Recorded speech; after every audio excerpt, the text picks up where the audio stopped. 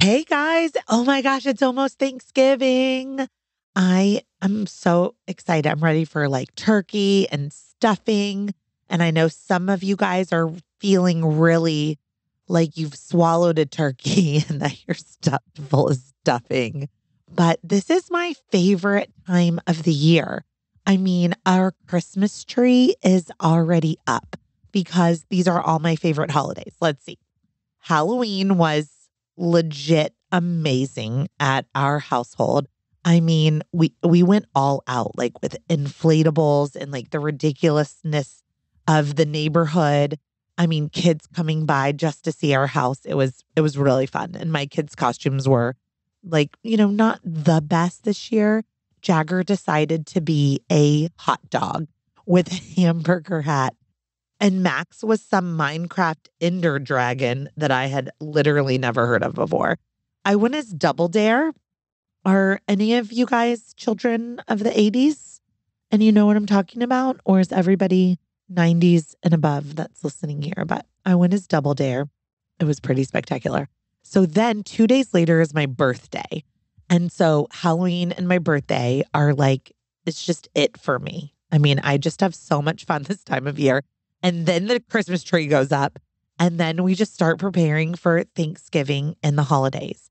And I'm really excited to see my family now that everyone is vaccinated in the household. That's a whole nother story for another day.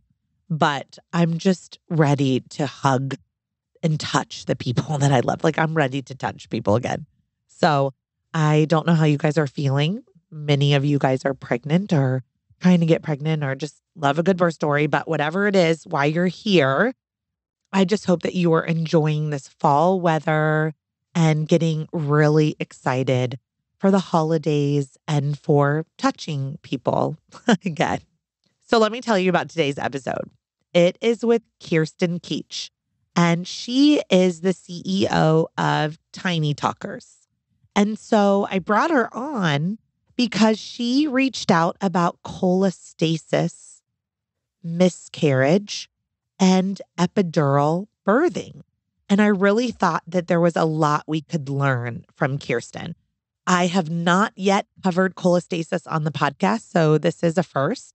And it's really important to learn about the signs and symptoms of cholestasis. Also, some tips for handling miscarriage and a well-timed epidural and how amazing it can be. So today's episode is really fun and super informative, and it's a little gift for the holidays. So let's get to it.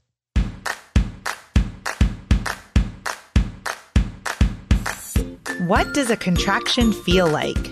How do I know if I'm in labor? And what does a day of labor look like?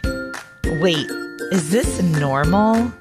Hey, I'm Heidi. My best friends call me Hides. I'm a certified birth doula, host of this podcast, and author of Birth Story, an interactive pregnancy guidebook. I have supported hundreds of women through their labor and deliveries, and I believe every one of them and you deserves a microphone and a stage. So here we are. Listen each week to get answers to these tough questions. Birth Story, where we talk about pregnancy, labor, deliveries, where we tell our stories and share our feelings. And of course, chat about our favorite baby products and motherhood. And because I'm passionate about birth outcomes, you will hear from some of the top experts in labor and delivery. Whether you are pregnant, trying desperately to get pregnant, or you just love a good birth story, I hope you will stick around and be part of this birth story family. Welcome, Kjirsten, to the Birth Story podcast. How are you today? Thanks, Heidi. I am so excited. It's kind of like surreal. I listened to every single episode, so I'm really excited. Did you really? That's so every flattering. Single episode. Oh my God, that makes me want to cry. Oh, and you wrote in, I just found out you wrote in while you were pregnant, but now you have a 7-week-old. Yeah. Yay. Yep. Very exciting. I am really excited. So we're going to talk about cholestasis and an induction and miscarriages and then maybe we'll get to your second birth, hopefully, too. Yes. So, but before we So get much. started and tell everybody, this is the first episode I've recorded on cholestasis. So I'm really excited for this specific episode because I think it's going to be really informative. But everyone knows I love interviewing mompreneurs. This is like my jam. I mean, I love all parents, but as someone who's like a mompreneur, I really like it. So tell us all about you and your company, Teeny Talkers. Okay, yeah. So I am Kjirsten Keetch. I live in Utah with my husband, James, and our 2 kids. Henry is 2, and Elle, like you said, is just 7 weeks old. Growing up, I kind of bounced between Utah and Arizona, but I ended up in Utah at Brigham Young University for college. My husband actually went there too, but we didn't meet in college. But I took a little break from my undergrad to do a church mission in the Dominican Republic for a year and a half. Then I came back, graduated, started grad school for speech language pathology, met my husband, did all of that, worked in the schools for a little bit. And I just felt like I needed to help parents more. I wanted to get in the homes where I felt like I made the biggest difference and where kids were making a lot of progress. And so I started Teeny Talkers, and Teeny Talkers is my online business and my private practice here in Utah. I give tons of free tips to parents on how to get their kids talking, and I offer an online course as well. And I just hope that I can, like I said, get into homes and help parents where they make the biggest impact and do the things that I love to do with them. How long have you had Teeny Talkers? 1 year. Oh my gosh. Yep. With 2 we started a littles. year ago. Yeah. You guys, anyone who's listening, like this is what I talk about all the time. Like it's never a good time to start a business. Not at all. So you just, if you have something on your heart, like you just have to do it. Right? You know? Yes. I had people in my life who could just push me and kind of made me. Yeah. And I'm so glad they did. Yes. And this is the thing. Something is better than nothing, right? If Absolutely. I was looking for perfection, I still wouldn't have a podcast. It would be like, whoops, couldn't figure that out. So you just do it. I actually just went to Arizona. I just got back from Arizona. I went to a podcasting conference, She Podcasts. It was so cool to meet with all of these female podcasters. But while I was out there, I recorded my first online course for Birth Story Academy too. And It was awesome. And my executive coach, Melissa, was like, Heidi, something's better than nothing. It's not a great time. Yeah. You know, like I was like, hey, I'm going to be away from my kids for 5 days.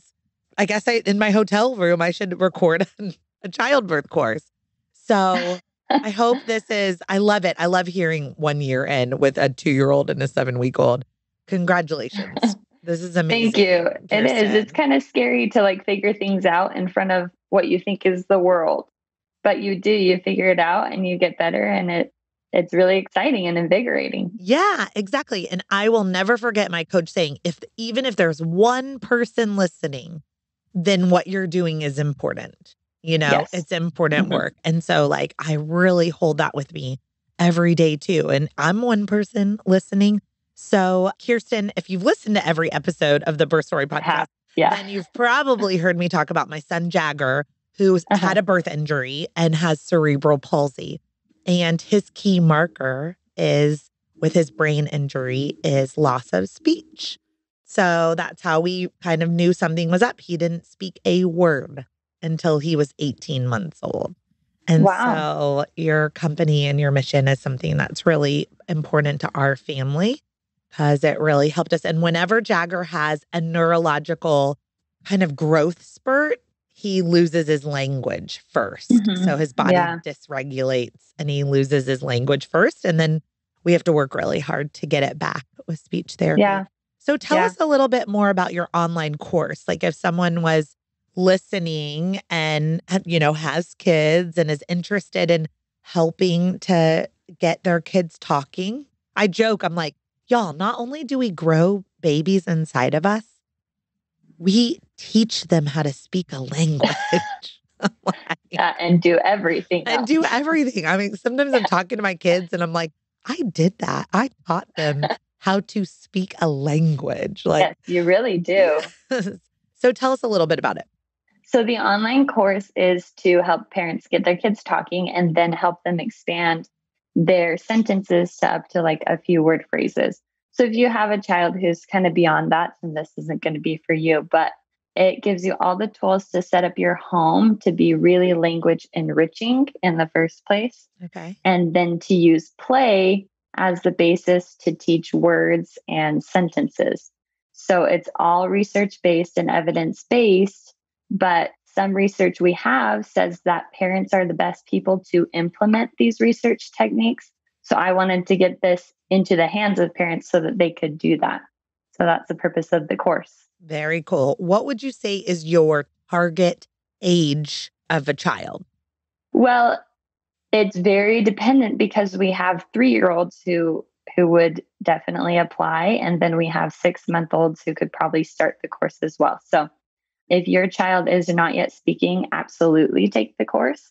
If your child is using about 1 to 2 word sentences, you could probably still take the course.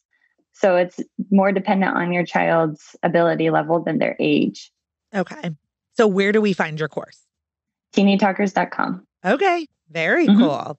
All right. Well, let's get into cholestasis too. Yeah.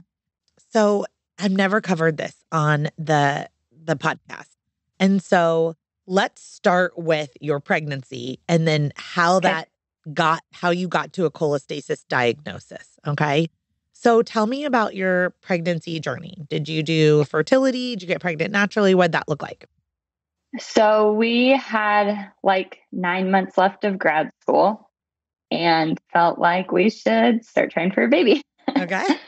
So I got off birth control and we got pregnant right away. Okay. It was very surprising to me. I didn't know what to expect. Between my mom and my sisters, we have the whole spectrum of super fertility and infertility. And so we were just like, we'll go for it. But within that same week, I miscarried. So this was a chemical pregnancy. Okay. But very hard for us because it was not on our radar at all. Had you ever heard of a chemical pregnancy? Chemical pregnancy specifically, no. But I knew obviously what miscarriage was. Right. Even my husband didn't really know that term very well. So yeah, no, we weren't really aware of it. How did you experience it? Did you just bleed or did you go to the doctor? How did that unfold for you?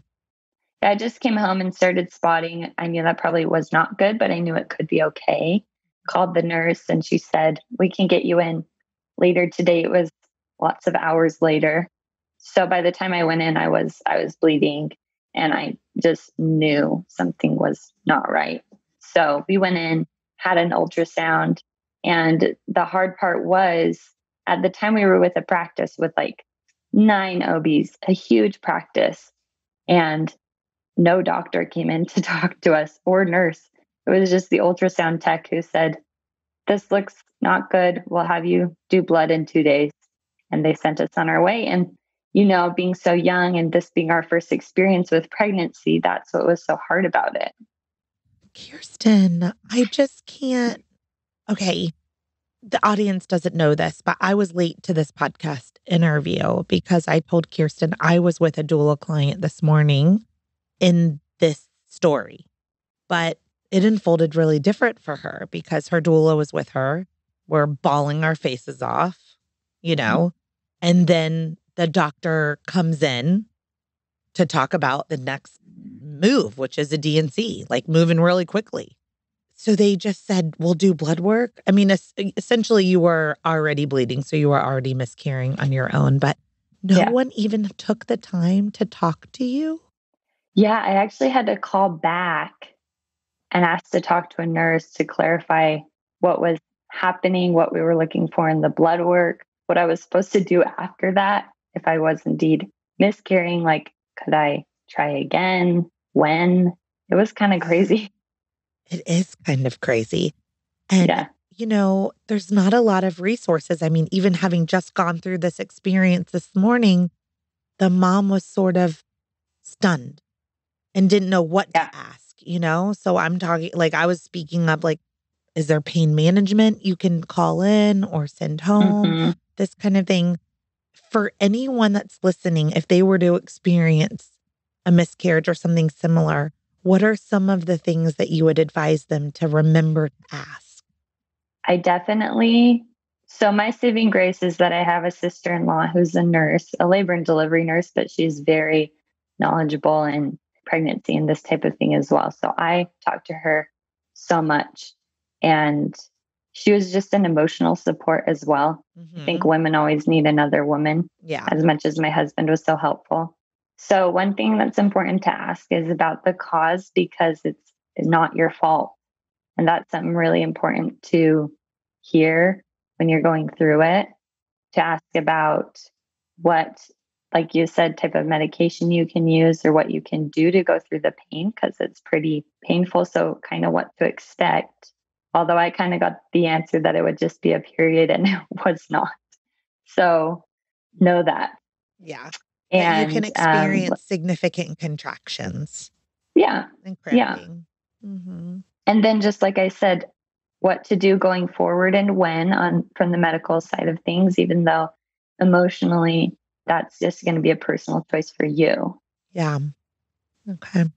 I think Yeah. those are all really good questions, because I think that's what I saw today, right? Like, why did this happen?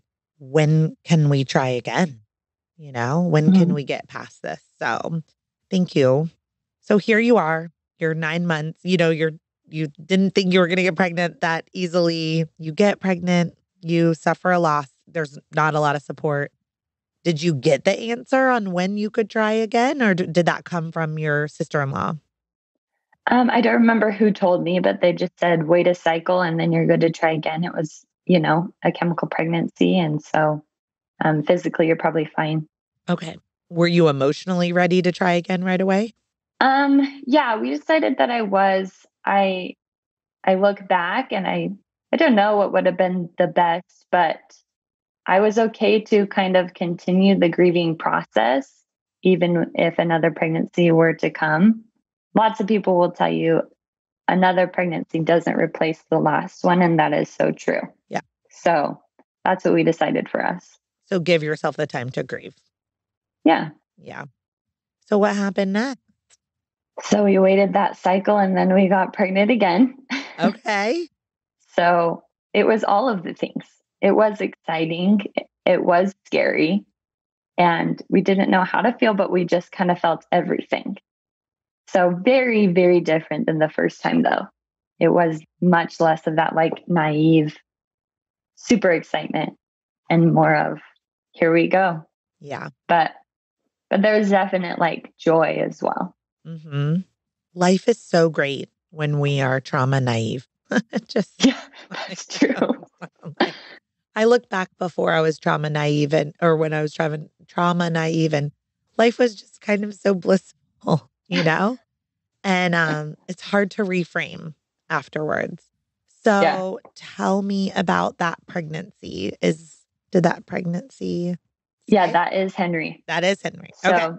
yep, things went well. Okay. I think I had a very typical pregnancy experience. I was very nauseous for the first half of pregnancy.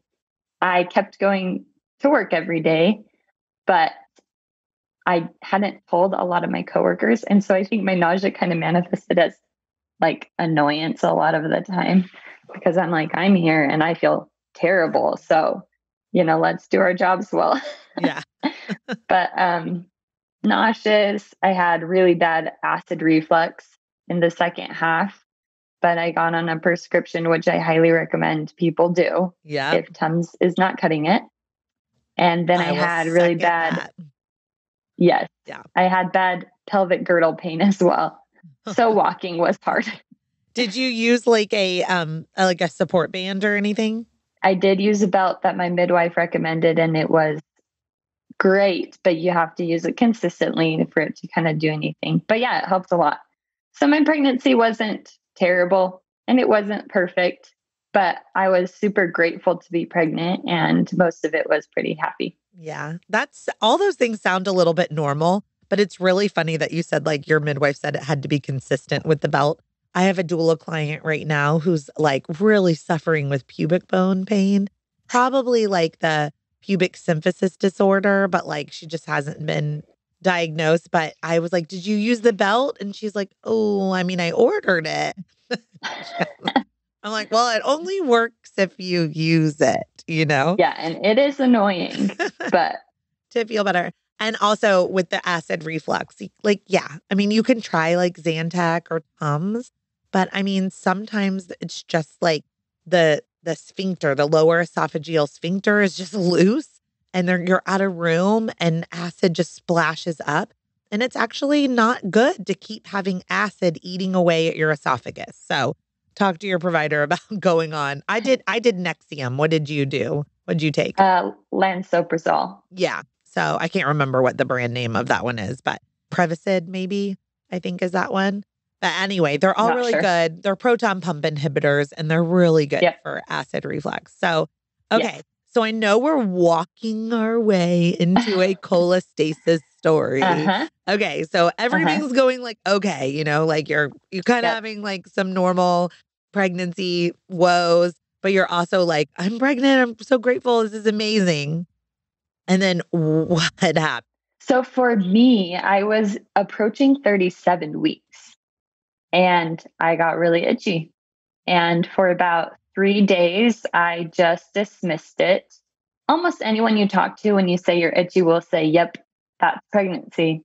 But I actually Googled. This is probably the one time that Google might have helped someone. But it caused me to call my doctor. It raised enough concern that I knew it could be something not normal. So I called my doctor, or my midwife, sorry. And I'm so grateful for her because she was awesome. And this is not the experience of everyone I've talked to who has had cholestasis, but she said, we need to get you in tonight and get your blood drawn and test for cholestasis. Where were you itchy? For me, it was my neck, my jawline, my face, Interesting. my hands, my feet, and my calves. But the classic cholestasis kind of itchiness is hands and feet, especially the palms and the soles of your feet. So very weird. Such a weird thing. Whenever my clients call me and tell me they're itchy, I'm like, are your hands and feet itchy?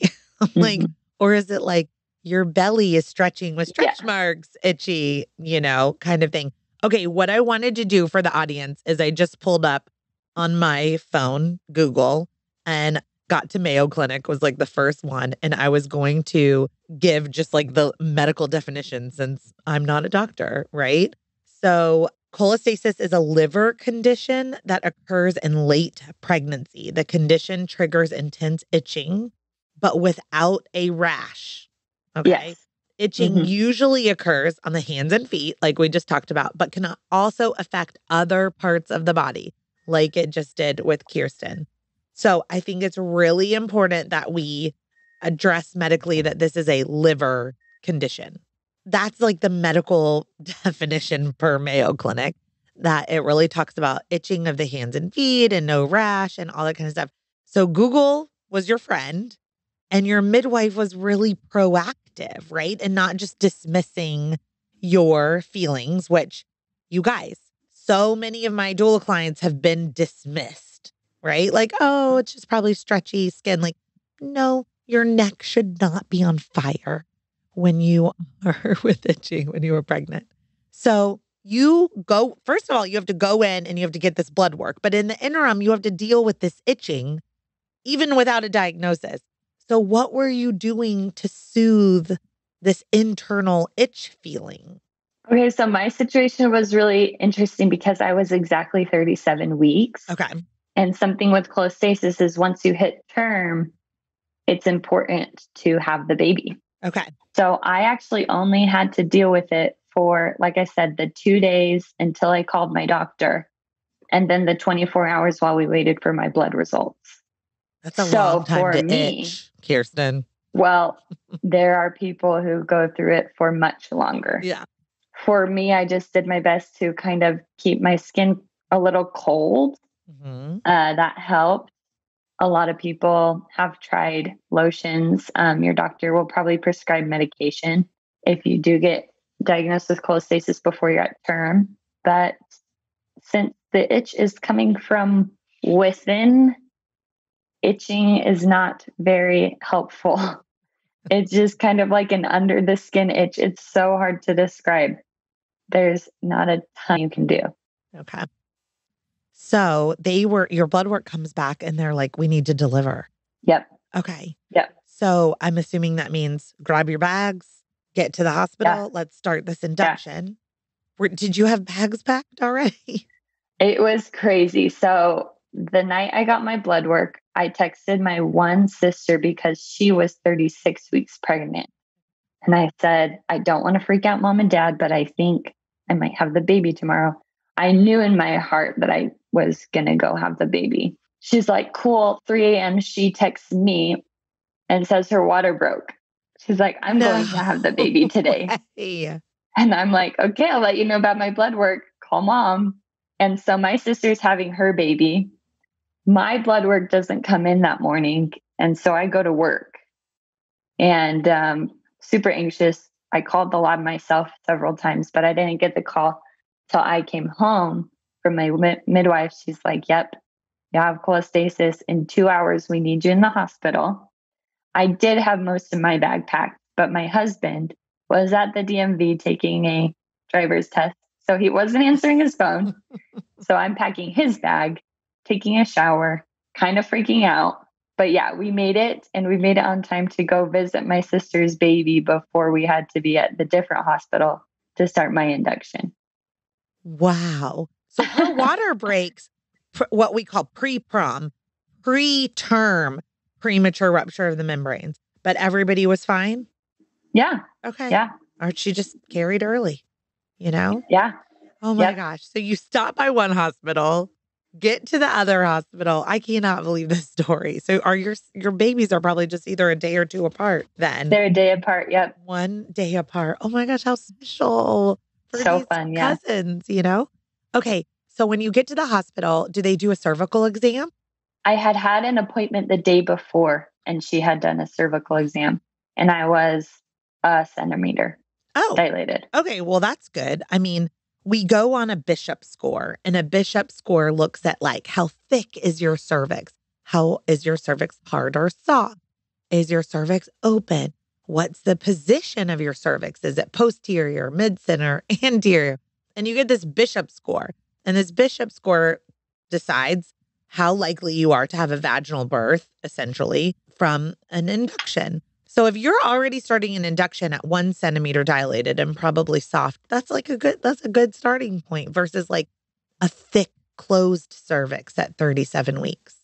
So yeah, I remember she had said your cervix is favorable, and I had no clue what that meant, but that's what that means. I guess a higher Bishop score. So not a Bishop score of 0. Meaning it's likely to respond to interventions. So you mentioned like a prostaglandin induction with Cytotec. Mm-hmm. Is that Cervidil. They did Cervidil. Ooh, lucky you. I love Cervidil. And our hospitals here are just like ridiculous because Cervidil's very expensive. It's like $800 and Cytotec's like 25 cents. So they're like, everybody gets Cytotec. Our main hospital even stopped carrying Cervidil. I love it. I think it's really good. It's effective. So they insert Cervidil, which goes in vaginally, and it can stay for 12 hours. So how did your body respond to that? Yeah. So by the time we got Cervidil in, it was like a little past 10 p.m. And they said, go to sleep. We'll wake you up in the morning. Contractions started in like an hour. Okay. And I did not know that they were labor contractions. I didn't really get what we were doing. This was all so fast. And so I'm like, wow, I am so crampy. And I'm telling the nurse, I am really uncomfortable. I cannot sleep. She's like, here, take some ibuprofen. I took like ibuprofen that whole night. And eventually they gave me fentanyl. Okay. And I was having real contractions by the morning. So it went pretty well. And the fentanyl was delivered via your IV? Yeah, I look back and again, I didn't really know what we were doing. And I didn't know the contractions were labor contractions. And so I don't know if I would have done it. For me, it didn't help a lot with the contractions. It just made me very loopy. Yeah, And it didn't really help me even sleep. it didn't. So, Okay. yeah. Some people, it really helps. And most other people, they'll just say, I felt like I was really drunk and out of it and I hated it. So Yeah, I didn't love that. it's hard though, Kjirsten, because when you're having an induction, sometimes you take the Cervidil out and everything stops. And it's like Yeah. not real contractions, you know? And Right. so So you can't do the epidural. right. And at 37 Hmm. weeks, it would be like they said, put this in and we'll see you in the morning. Like no one was really expecting you to go into labor at 37 weeks with just Cervidil, 1 centimeter dilated. This is where I'm like, our bodies are so smart.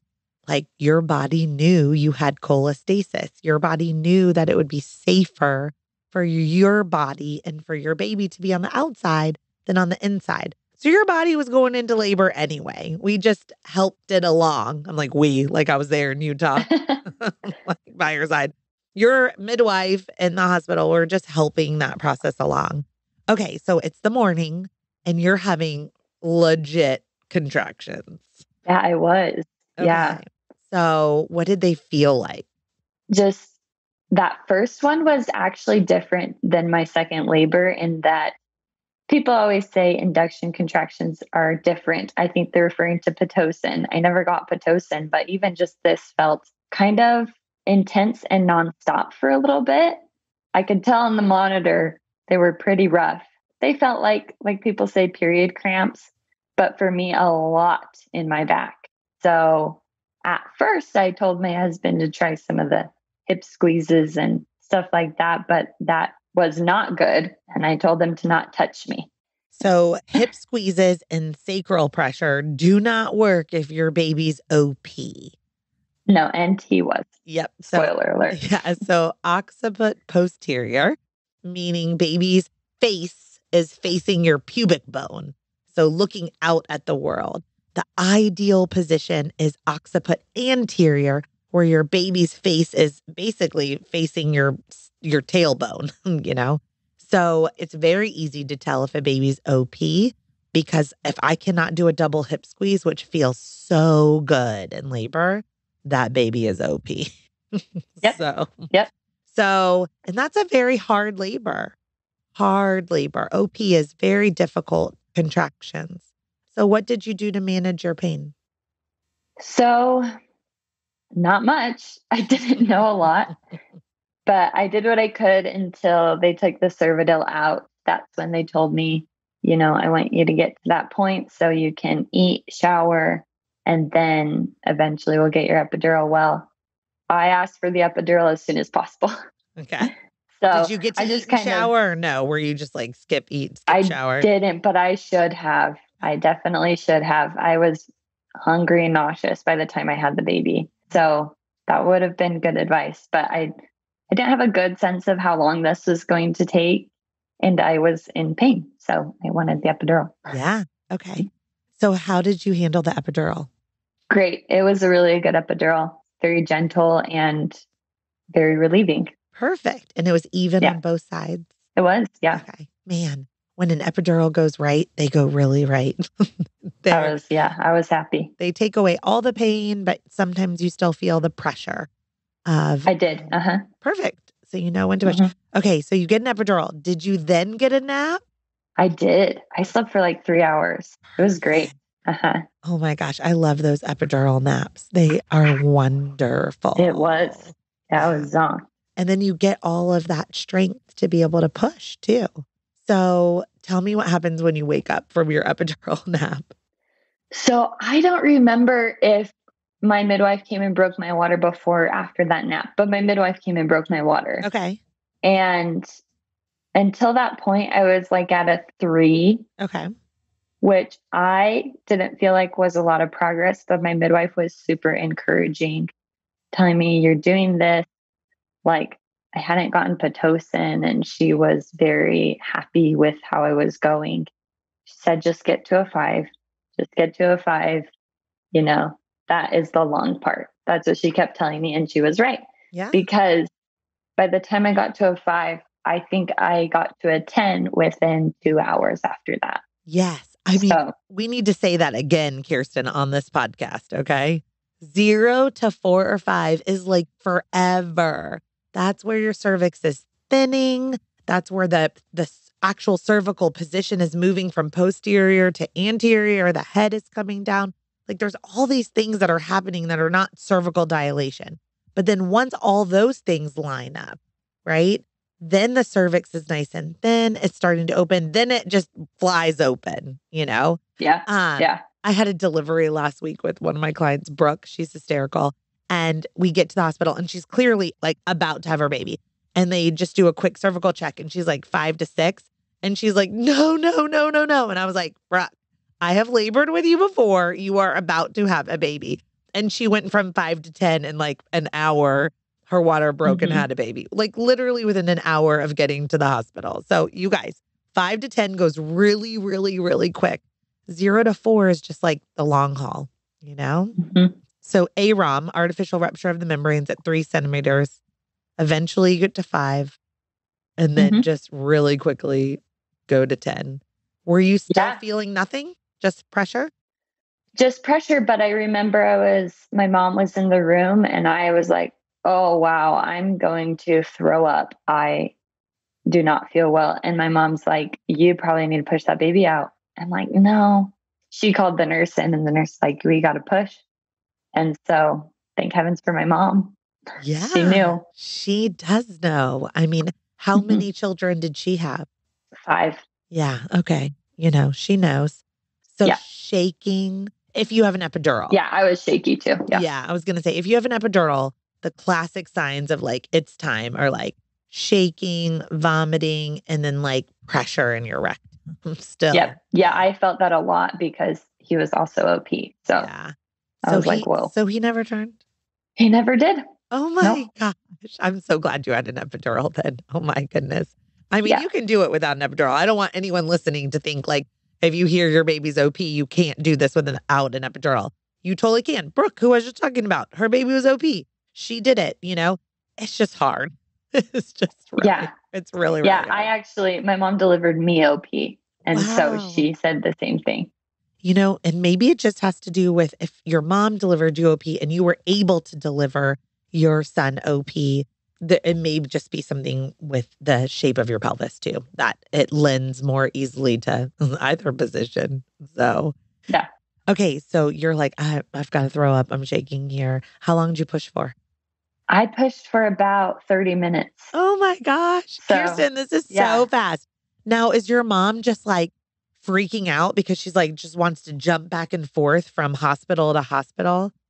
I mean, so I had my parents go into the waiting room for the pushing and delivery, but they were rock stars. They were going between the 2 babies. But by this point it was getting into the evening. So I think they just went home and visited us in the morning. You and your sister couldn't have been super nice to your parents and coordinated to deliver at the same hospital? No, I look back, I don't remember why, but I think it had to do with my midwife and her delivery hospital. Yeah, that you had just your chosen birth team, you know, at different locations.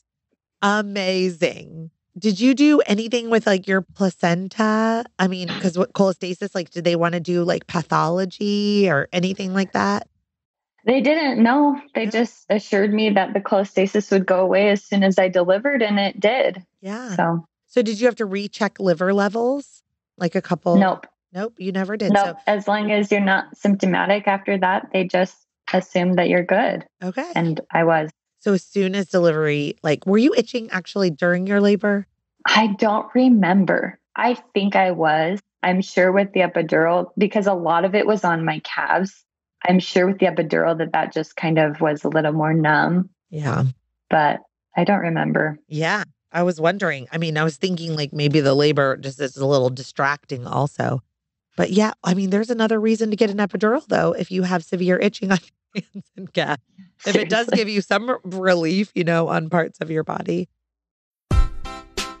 Okay, thanks for letting me interrupt this episode for just a quick minute with some reminders. 1, Birth Story Academy is launching on February 1st, 2022, but pre-sales start on December 1st, 2021. So if you are listening in that window, I am offering 50% off to my loyal podcast listeners with code BirthStoryPodcast. Second reminder, there is so much to devour at birthstory.com for free. So if you just click on birthstory.com, go to the workbook, type in your email address, it unlocks an entire library of all of my free resources. So if you want to learn more about placenta encapsulation, delayed cord clamping, have birth plan templates, like whatever your heart desires, I probably have written a guide for it. My latest guides are on postpartum recovery and breastfeeding. So I hope you will check out all those free resources at birthstory.com. And last but not least, if you want to go the extra mile, I would love it if you would push pause and leave a review and then click the icon that says share and send the podcast or a favorite episode to someone that you know who is pregnant, trying to become pregnant, loves birth stories, or that would really enjoy the Birth Story podcast. The only way people learn about this is through word of mouth and referral. So I love those reviews and those shares, and I appreciate you so much. So let's get back to this episode. So interesting, right? I mean, what I learned from you is sometimes Google works in our favor, but the fact that you advocated for yourself, you spoke up and you had someone who was willing to listen and do blood work. So I think that that's what I want my audience to hear, is that we can only diagnose cholestasis with blood work. So if you are itching and your internal intuition is like, something is not right here, advocate, ask for that blood work. Yep. Just go in Yep. and have the blood work done. Yeah. Some people that I've talked to on like Facebook have said they started itching, they got blood work, they were fine. 1 to 2 weeks later, their blood work was elevated. So sometimes the timing of it can be off. So keep pushing if you are itching still. Yeah, that's true. Yeah. Just because you're negative one day doesn't mean you're going to be negative a week later too. So really, really good point. Well, Kjirsten, we have a little bit more time. Can we talk about your second birth? Yeah. Too? Yeah. Okay. It was great. Yeah. Well, I want to honor or address, though, that you mentioned that you had 2 miscarriages. So I'm going to safely now assume that that happened in between these 2. Okay. Yeah. So could you share a little bit about that second miscarriage? So it was a very, very similar story. We wanted to get pregnant with our second, got pregnant pretty quickly within a few months. And I didn't feel a ton of pregnancy symptoms with this one. And a little after 6 weeks, I again started bleeding, called again, kind of went through the same steps, got blood work 2 days apart, and it was a miscarriage again. So did anyone bother coming to the room to talk to you this time? This time, yes, because I had found this midwife that I delivered Henry with, and she, is a friend and came in, explained. Actually, this time I had to go to the ER for the actual bleeding, but then the follow-up blood work, I was in the office. And so we talked it through. Is that just because it was after hours? Yeah. Okay. Dang, evenings and weekends will get you straight to the emergency room. Some cities, my city has 2 OB urgent cares, which are really unique, I think. So you could go to an OB. We only have 2 in our whole city. There's 1 million people in the city, and there's only 2 of them. So, I mean, I think they're still kind of a rare thing, but it's worth, you guys, anybody who's listening, it's really worth looking or asking if there's any OB urgent cares, because they can treat random things when you're pregnant too, like a yeast infection or a urinary tract infection, too. Yeah, I've never heard of that. That would have been very nice. Yeah, I don't know if they have anywhere you're at in Utah, but I just know that that is a thing in some cities that's really can be helpful and keep you out of the ER. but now this is your second miscarriage. So were they just like, this is statistics? I mean, like kind of what was their attitude? Did they think there was a genetic thing or were they worried about progesterone or prolactin levels or anything like that? This time, my midwife said our first course of action would be your progesterone, especially the next time you do get pregnant. We'll check that. And other than that, she said it probably again is just a fluke. I'm not sure. Okay. She did say if I wanted to that we could look into it more. But you chose But not to. as of right then, I just felt like it wasn't the time yet. Okay. So did you do about the same thing as the last time? Like waited a full cycle and then tried again? Yes. So this time we actually did not wait a full cycle, but Okay. got pregnant right away. Oh my I know you gosh. said, Like I know literally you said Heidi, like 2 weeks later. wow. I mean, that's emotional in all sorts of different ways. Yeah. Yeah. Yeah. So by the time we found out it had been a month, this miscarriage mentally and emotionally was not as hard for me.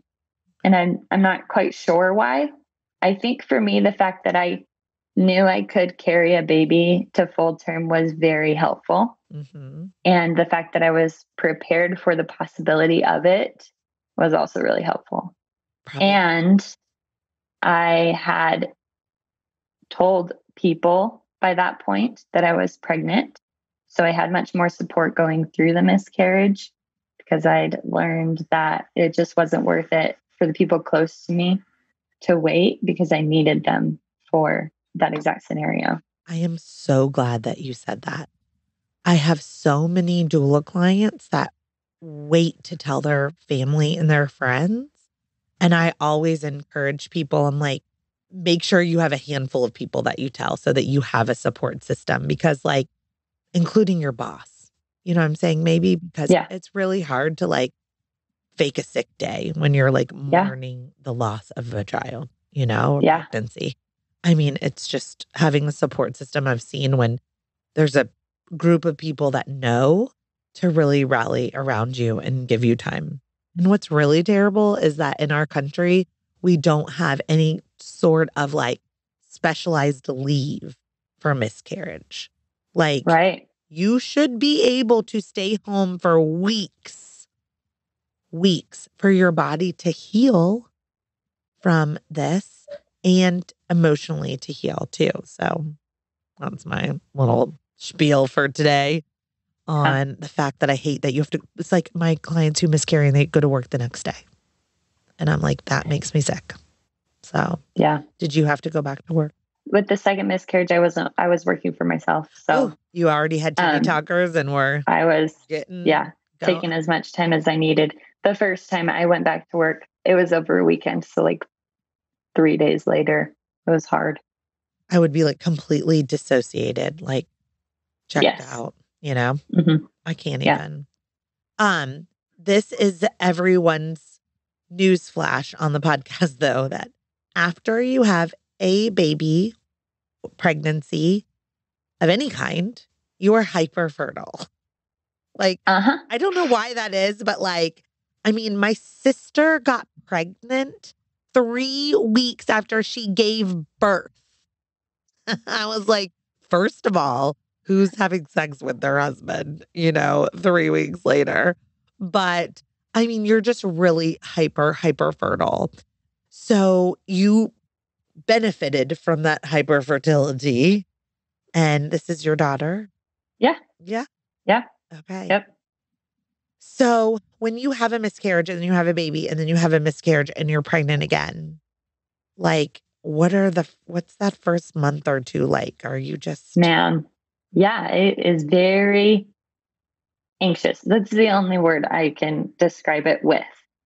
Because at this point, I'm like, I'm 1 for 3, But I was immediately nauseous, which was helpful for me.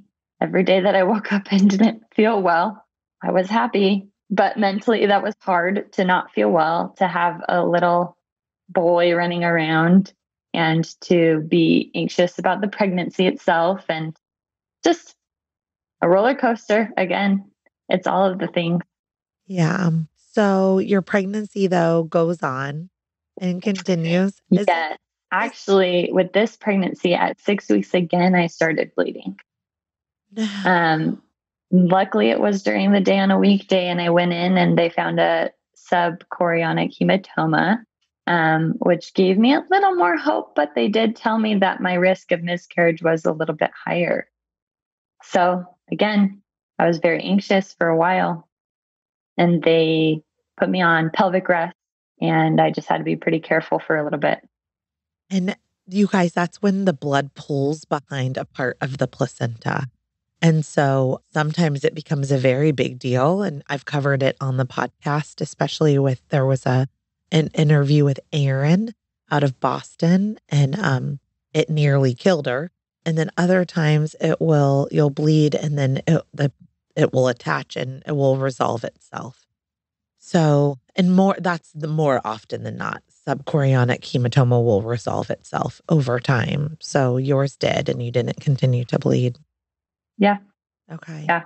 It was Gosh, by the anatomy scan, it was just gone. So yeah. Oh, it's just scary though. It's just not easy. How was the rest of your pregnancy with your daughter? the rest of it went a lot like with Henry, just reflux and pelvic girdle pain. Yeah. But Did you use your I was band? so prepared. So I used the belt, and this time I actually tried so hard to keep up with some sort of physical activity, walking. A lot of people will say walking makes their pelvic girdle pain worse. Initially for me, it did, but the more I did it, kind of the looser I felt is the only way I could say it. And Okay. I felt better if I could walk more. And did you continue with pelvic floor therapy? I didn't. Okay. I asked my midwife if she would recommend going to a chiropractor or going to physical therapy for it. And she said that I probably would get relief from either. And then at 34 or 35 weeks, we found out the baby was transverse. And so I went to a chiropractor anyway Yeah. to try and open up and get the baby to head down. And it helped a ton with my pelvic girdle pain. Awesome. Okay. I want everybody to hear that. Like all of my doula clients, it's not like mandatory that they go to a chiropractor, but it's kind of mandatory. I mean, it's so highly suggested to them over and over again that they just eventually give in and they all go. I really, really, really believe in chiropractic care to make your body feel better and to be aligned and to help your baby have room to move in the way that they need to move and to have your body move in the way it needs to move to be able to have a successful pregnancy and then vaginal delivery with a head down baby. This country doesn't know how to deliver breech babies for whatever reason. Did you continue going to the chiropractor until baby girl turned transverse is sideways, everybody? So instead of being head kind of sideways and getting the head to rotate all the way down into your pelvis and the butt and the feet to kind of come up by closer to your ribs. Yeah, I did. And then by the time she had turned, I delivered her pretty soon after that. So okay, well, the that's timing what was great. That's what I was wondering. Okay, so are you then just waiting for cholestasis to kick in? Yes. Okay. We were monitoring it really closely. We were getting blood work. I was very sensitive about anytime I was itchy. It was kind of a head game in that way. But I never developed it. You didn't. Okay. Do you know the answer to this question? I do not. Are you more likely to have cholestasis again if you had it one time? Yes, definitely. Okay. My midwife told me 60 to 90% recurrence. Oh, wow. That's really high. Okay. Yeah. Because I know there's some pregnancy things that are not correlated at all. It's like if you have this, it's example.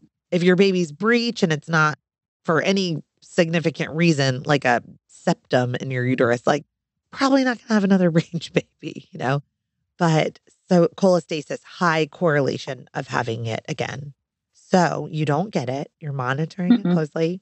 How do you know you're in labor this time then? Because now is it an induction again or do you go into spontaneous labor? Kind of somewhere in the middle. Okay. I got a membrane sweep. Okay. Yeah. So that is so membrane sweeping is an induction method, but it's a non-medicalized induction, I guess, Mhm. non-pharmacological induction. When did you get your membrane swept? So I was 38 weeks and 5 days. Okay. She said I was 3 centimeters and 90% effaced. So she's Woo. like, we could probably get this going if you want. And I'm like, yep. Yep. So we got That's the membrane sweep that morning in my appointment. And then by 2 p.m., I was on a really long walk. This is what she told me to do. And yep. yeah, these were stronger than Braxton Hicks. That's when I kind of knew. Absolutely. Okay. So the key to this is the fact that you were 90% effaced. Okay. So a really thin cervix. Remember, we already talked about in your first birth, it's so long to get to 0 to 4 because the cervix is like 50% effaced, 30% effaced, 70% effaced. Once you get to 90% effaced, the only thing it can do is open, Mhm. much faster. Okay. So I wanted to read to everyone too what I would have done if I was your doula, which clearly you didn't need, but just so that everyone knows. So if you get like to where you're 3 or 4 centimeters dilated, you're 90% effaced, and you are wanting to intervene, right? You are wanting an induction. If you get your membrane swept, which is where they just kind of massage your cervix and separate the amniotic sac from the top of the cervix, and it releases prostaglandins, I immediately tell everyone to do what your midwife did, which is go walking and then drink the following midwives brew. It is 2 tablespoons of castor oil, 2 tablespoons of almond butter, or like any kind of like nut butter. If you have allergies, like any kind of protein, basically. 1 cup of apricot nectar, and then 1 cup of champagne or champagne substitute like Sprite if you don't want to have alcohol. Basically, protein, something sweet and bubbly. But I'm not going to say I have 100% success rate because I think there's like 1 or 2 that it didn't work on. But for the most part, if your cervix is ripe, like yours was favorable, is what your midwife said, like, and you do that plus the midwife's brew plus walking, you're going to have a baby that night. So it looks like you just needed the sweep and a walk. Mhm. And then you went into labor. Yeah. Okay. So how did you know for sure, like, ooh, I'm for sure in labor versus like, I'm just cramping? Yeah. It just, I, like they say, like you get to the point where it's tough to kind of talk or be present with things outside of you when you're in a contraction. So my little boy was trying to play with me and I just had to close my eyes and breathe. And I was like, all right, that is it. Yeah. I did time them like my midwife wanted me to. I was texting her and she wanted to know how long and how far apart to let me know when to go to the hospital. We live like 25 minutes from the hospital. So we needed to go on time. And I had my parents come over and we left. Okay. So what time of day was that? I think we got to the hospital like 6:30 p.m. Okay, 6:30 p.m. and your sweep had been that morning. Mm-hmm. Now, when was your baby born? She was born at 11:40 p.m. So Oh right my before midnight. gosh. So fast. Yeah, it was great. All right. So now we have 5 hours at the hospital, but there's no way for you to know that, right? Like there's no crystal ball that says like, oh, I'm just going to be at the hospital for 5 hours. So tell me this time, the first time you had an epidural and it was perfect, was that your plan this time as well? Yeah. Okay. Yeah, I liked it. Again, I didn't know, if the baby was going to be OP or something like that that happened the first time. I would say my contractions were not as intense the second time, Okay. probably having to do with the baby's position Yeah. and me being able to get in some different positions for the contractions. Okay. So did you get to the epidural? Did you Mhm. make it to it? Okay. When did you? Let's Because see, when was that? this is That what I was hear people probably say. I didn't have time for it because they weren't that intense. And then by the time I needed it, I was ready to push. So you had time for it. Yeah, I was telling my midwife we should probably just wait. I'm fine right now. And she said, "Do you want it?" I said, "Yeah, I'll want it." She's like, "You should get it right now." And it was good. Okay. It was good timing. I think it was only 2 hours after I got the epidural that I had her. Amazing. So did you get to take a nap and rest and feel comfort from the epidural this time? I didn't take a nap, I think, but I rested. It didn't work quite as well. At first, I wasn't feeling it on one side. And so we had to kind of turn and lay down. I did not want to lay down. It made me nauseous. And so I wanted to be kind of sitting up as much as possible. They need me flat for it to be working. So it took a little bit more kind of maneuvering, but eventually it did work the same as last time where I was pretty numb, but could move and could feel the pressure of the contractions. This time, how long did you push for? This time I pushed for, midwife came in and said, oh, yep, there she is. There's all her hair. I had called them in. They said they were going to come in an hour, and within like 15 minutes, so they checked my cervix at a 5.5. They said, we'll come in an hour. 15 minutes later, I was like, whoa, we need to push this baby out. They're like, no way. I'm like, get in here. They came in. She's like, yep, there's her head. Give me a practice push. No, stop pushing. Oh my gosh. Because she was coming out. So they had me stop. They got all ready. And then it was just like that contraction that she came out. So. Oh my gosh. I've seen this happen a couple of times, and it's kind of exciting that sometimes it can be that easy. It was so fun. Yeah. And I just want to like give people hope, because I am like a fairly small person with a very narrow like hip.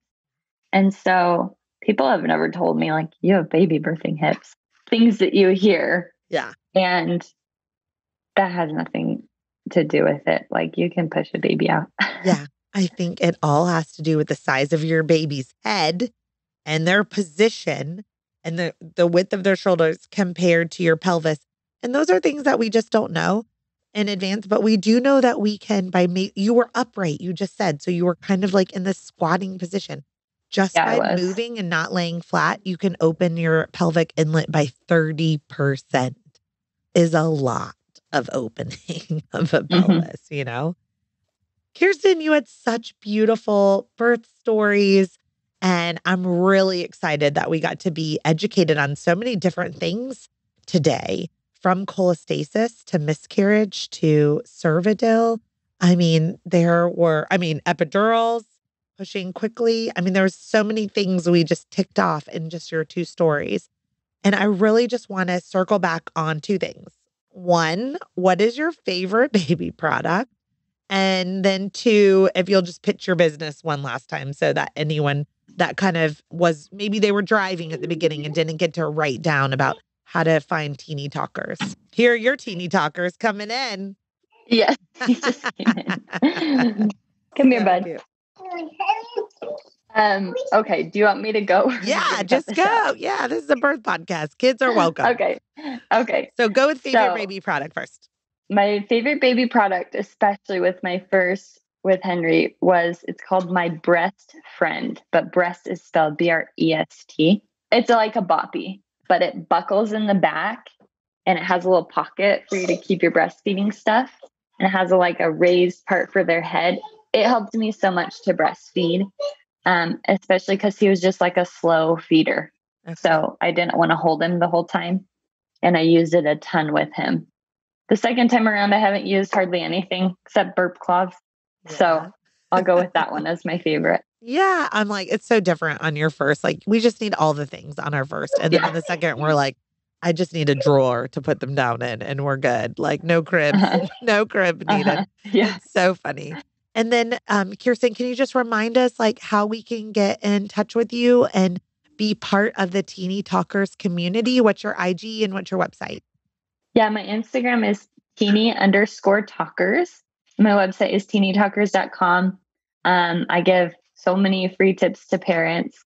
I do lots of reels and story times, and my online course is on my website. And I'm always open to texts, DMs, emails, however you want to contact me. I love it when parents ask for help. And I will link to everything in the show notes. And Kjirsten, thank you so much for being on. I really appreciate you and sharing your stories and being the first to talk about cholestasis. So that's really, absolutely really important. All right. Well, go give those little babies a squeeze because they are ready for you. Okay. All right. Have I a will. wonderful day. All right. Thank you, Heidi. See ya. Bye.